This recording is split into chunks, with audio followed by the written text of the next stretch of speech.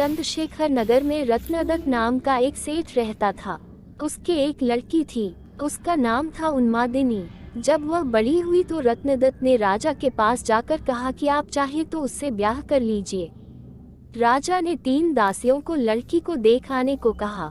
उन्होंने उन्मादिनी को देखा तो उसके रूप पर मुग्ध हो गईं, लेकिन उन्होंने ये सोचकर कि राजा उसके वश में हो जाएगा, आकर कह दिया कि वह तो कुलक्षणी है। राजा ने सेठ से इनकार कर दिया।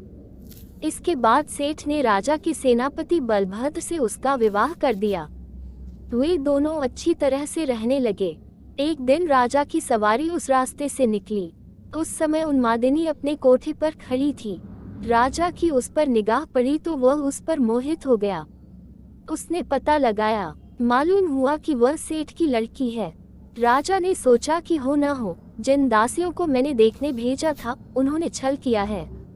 राजा ने उन्हें बुलाया तो उन्होंने आकर सारी बात सच सच कह दी। इतने में सेनापति वहां आ गया। उसे राजा की बेचैनी मालूम हुई। उसने कहा, स्वामी उन्मादिनी को आप ले लीजिए। राजा ने गुस्सा होकर कहा, क्या मैं अधर्मी हूँ जो पराई स्त्री को ले लूं? राजा को इतनी व्याकुलता हुई कि वह कुछ दिन में मर गया।